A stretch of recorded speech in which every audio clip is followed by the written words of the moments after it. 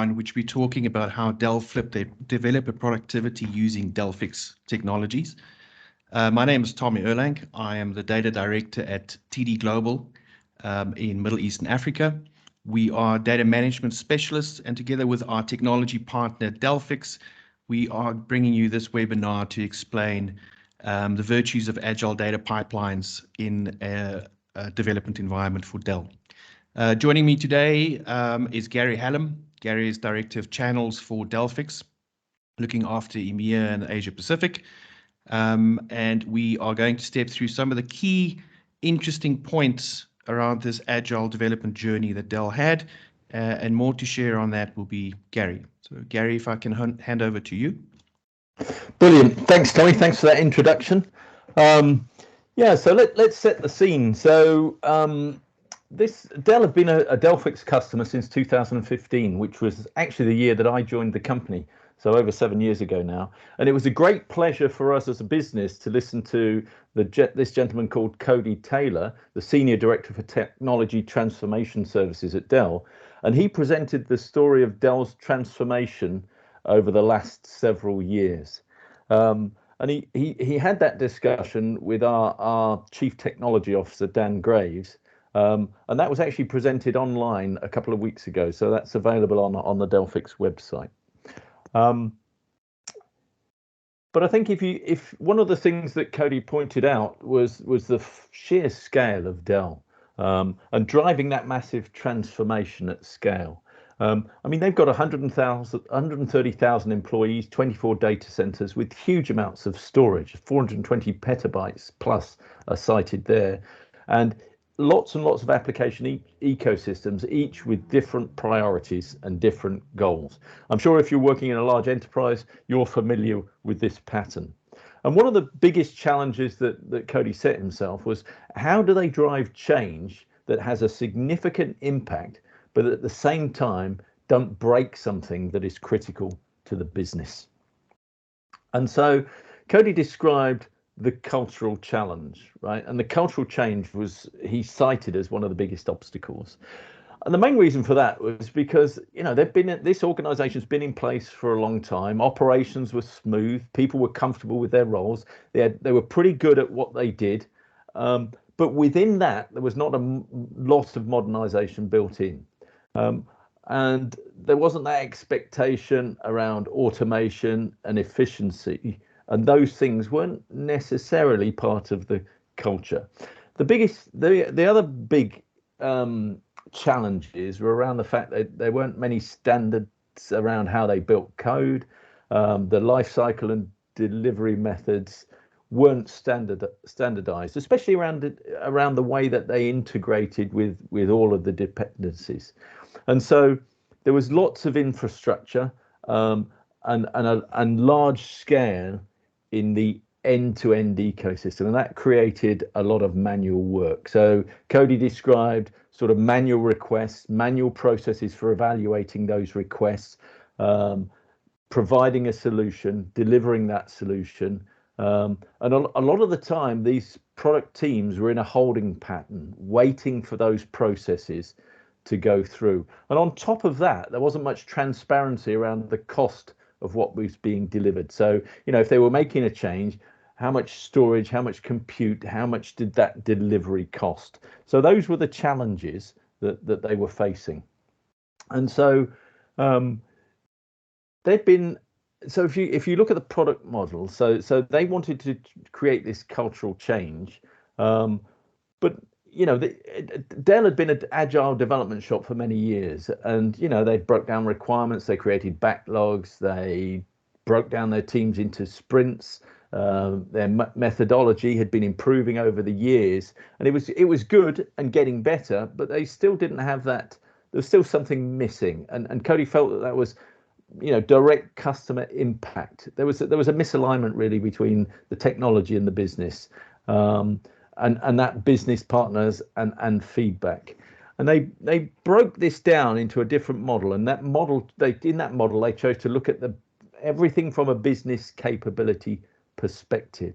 So product teams focused on a specific capability. They weren't looking at their current applications and new features and functions. They said, What does the business need? What capability do they need? And then how is software managed? How do we communicate back to the business? And what are the technologies and systems and practices that we need to introduce into that model? And in order to do that, they took a look at the existing software development life cycle. So they got the right product model. And what they did, they changed how they planned, they changed how they managed the plans, how they stored those plans, they changed how the business helped to develop those plans, how the infrastructure that the changes would deploy to, and how to scale that infrastructure. And there was a big discussion on branching strategies. And one of the key things that they did was centralize on a code repository, because what they found was they had, in their organization alone, they had 12 different code repositories. So they brought that down to one. They looked at how CI/CD can drive a more consistent and standardized way of deploying. And they realized that CI/CD was largely focused on managing the upstream and downstream dependencies. So if you bring everything down to a single code repository, then you get much more better improvements and synergies around aligning that. And so with all of this in mind, they wanted to set a world-class developer experience. And in order to do that, they wanted to put them on a DevOps journey and create more cycles per week for the developers. So once that scope was defined, and that took about 3 to 6 months, they then set about the guiding principles. And the key guiding principles were to automate everything, automate first, and everything is code.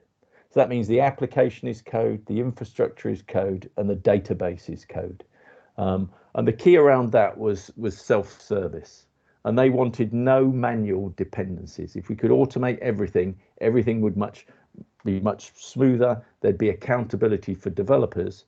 And the other thing around that was setting standards, and then obviously integrating. Make sure you integrate with the backlog management, the requirements management, integrating with the code repository, making sure you integrate with their event-driven architecture, code quality, security, and ensuring you integrate with the DevOps TDM. And so that was their defining mantra, if you like.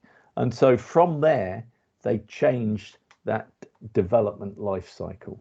And what they needed to do there, they needed to look at it, what it looked at in terms of that life cycle.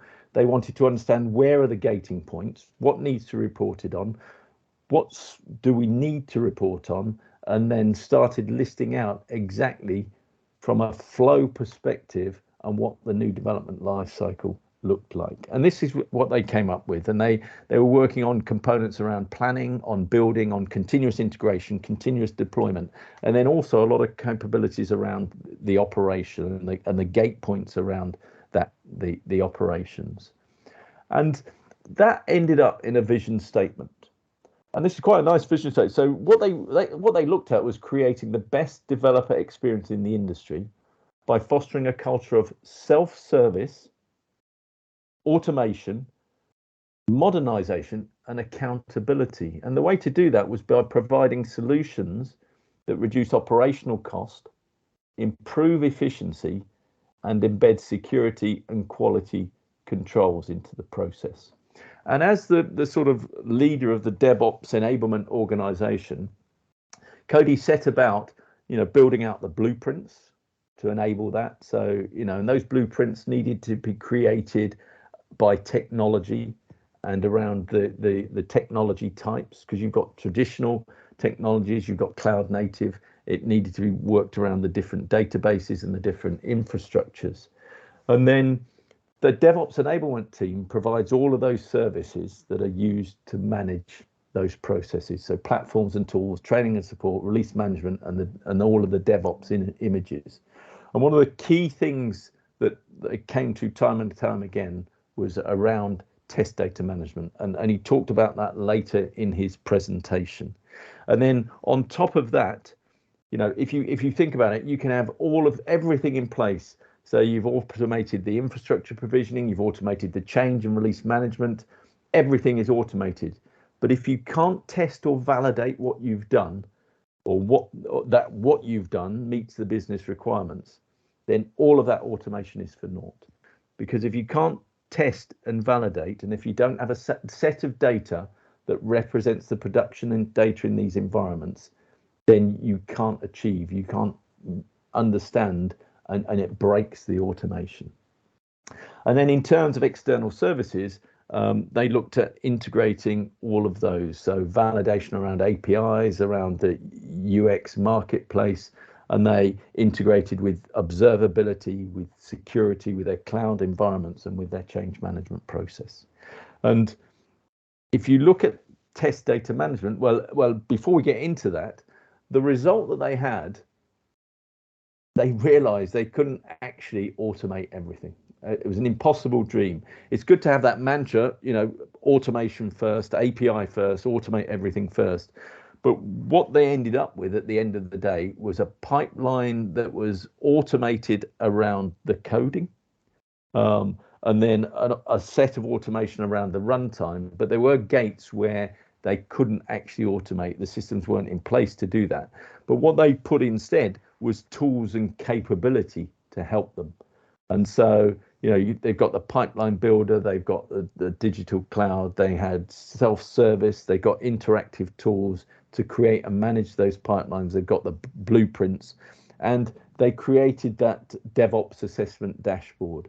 So one of the things that they were able to do is to provide insight and understanding around where they were going and what was going on inside of that development organization. And so if we come back to test data management, this is really where the Delphix tool shone.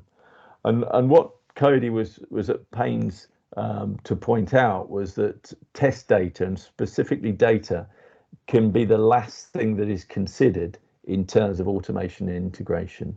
And he suggested that was because it was so complex and so difficult.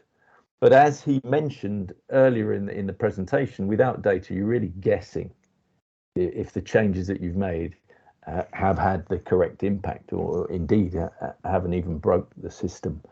And so what he suggested that was critical was to get the right data in the right place at the right time. And by leveraging the Delphix data platform, this indeed did exactly that. So Delphix provided the technology to create these ephemeral test environments and to deliver data, multi-terabyte sets of data in minutes, and to provide not only that self-service user interface, so self-service capability that a layman could use, but also a self-service API. So an API that simplified their data. So they needed to figure out how they get the right data in the right place at the right time, and Delphix was the answer for that. And as Cody suggested, there's still some work to do around data and some of the automation pieces. But he said that they now have a very efficient way to pull the data from production, to scrub it, to mask it. So Delphix has incorporated within it a masking capability, a way to discover and mask sensitive data. So using that, they found that they could pull the data, scrub it, and easily deploy that data throughout the ecosystem. And remember, inside of Dell, we're talking about many petabytes of data. I think on that first slide, we talked about over 400 petabytes of data that Dell is working with at any one time across 24 data centers. So it was important, though, in every phase of this life cycle of testing, that they supported each of the various types of testing that they needed to do.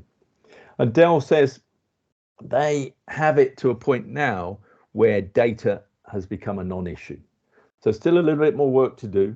They can always look at improvements, but they've got it to the point where it's a non-issue. Whereas in the past, data and test data management was the main blocker that they had.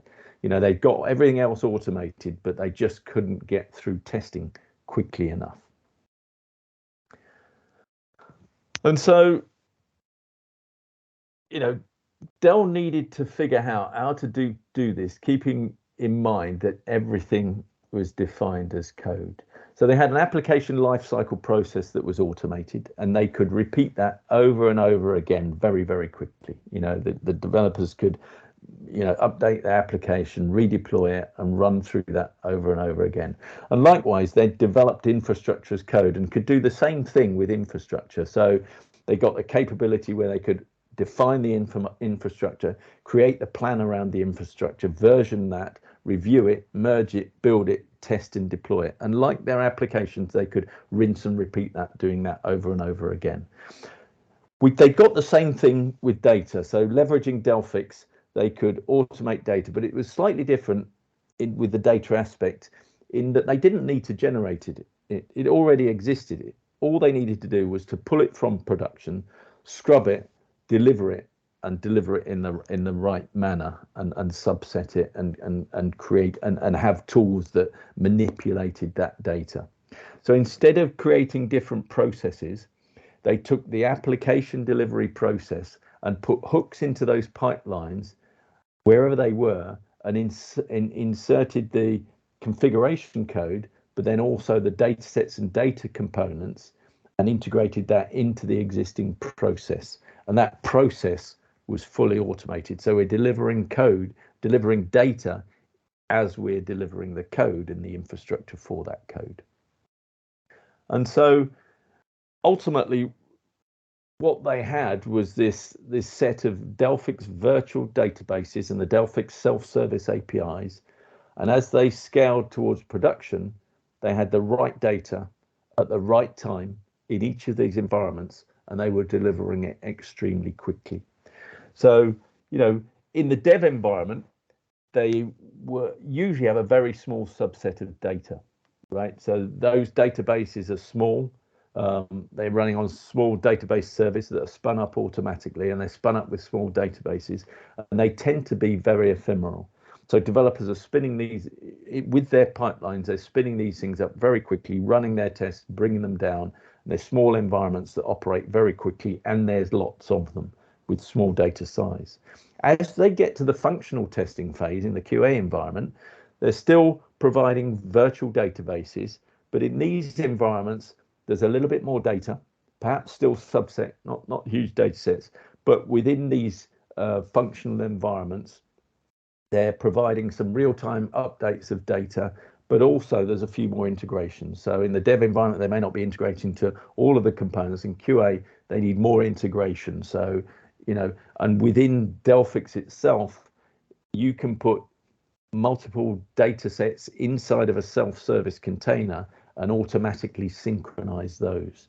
So that helped with, a little bit of additional integration, multiple data sets that they were working on in the functional test environments. But when it came to the integration testing, that's a much bigger prospect, okay? Those more static integration test environments have hundreds of integration points and hundreds of databases and thousands of applications and microservices. So they developed a process that allows us to automatically refresh that data by pulling data from production, spinning up those virtual databases, and all of that is actually automated through the Delphix tooling. And they use those databases to refresh those data environments. And these environments were pretty massive, in the words of Cody, pretty massive non-production integration environments. There are different use cases within that integration test environments, but the majority of the data is automatically pulled from production and loaded in. And they now have the ability to create the infrastructure, pull in the data, pull in the applications, and run testing in a very automated pipeline that allows them to rinse and repeat that process and go backwards and forwards in time. And so if you look at, what they ultimately got in their, I describe the system integration test monsters, right? Because they're massive. They had 4 of these environments. And Cody described that that it was actually hard to get to this point. And that was mainly because of the scale of that Dell runs at, and the sheer number of databases that they had automated and virtualized. But ultimately, because of Delphix, the process was simple. The data refresh was all done automatically. The data gets pulled, as you can see here, on a bi-weekly process in the virtual databases that are all updated automatically with no user input and prepared inside of the production zone. So all of that process you see in that blue window is all done automatically by Delphix. And then then the data gets inserted into these staging areas, and all of the virtual databases here are used to refresh the integration test environments. And one of the things that Cody said, he started this work being responsible for the data environments 12 years ago. And at that time, the process of refreshing one of those system integration test environments took 80 days. And that was when everything went well. And they're now at the point where that takes just 2 days. And that provides now with Delphix, full multi-terabyte data sets delivered fully automatically. And Dell made a lot of progress in this area, and that has paid huge dividends.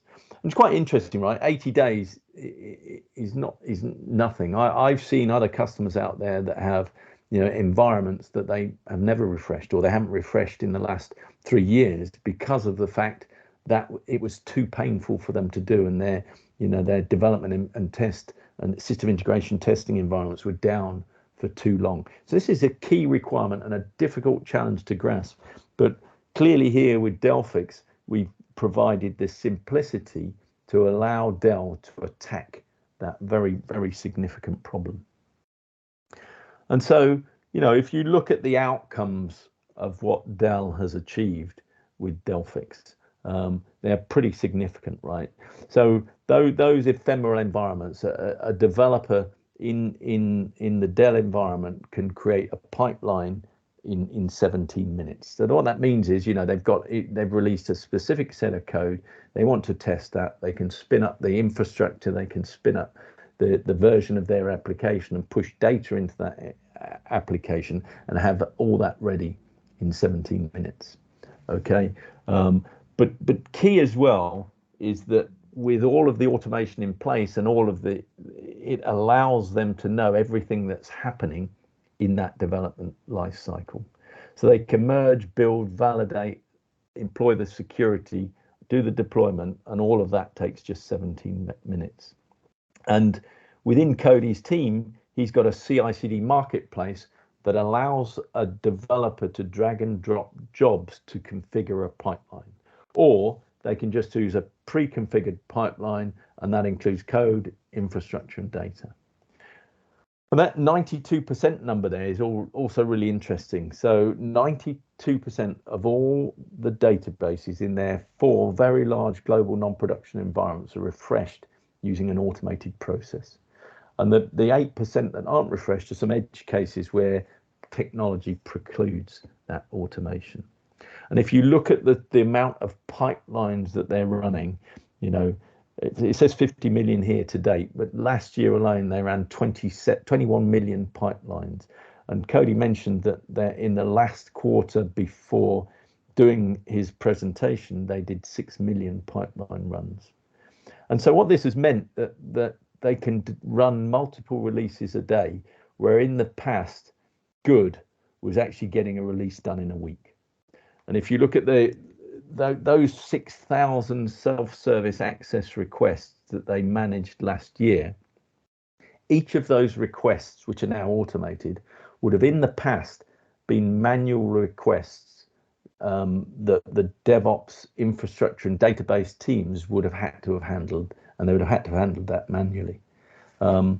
But really quite significantly is this non-production data defects. So back when they started in 2019, they were looking at 11% of all of their defects being related to data defects or because of data.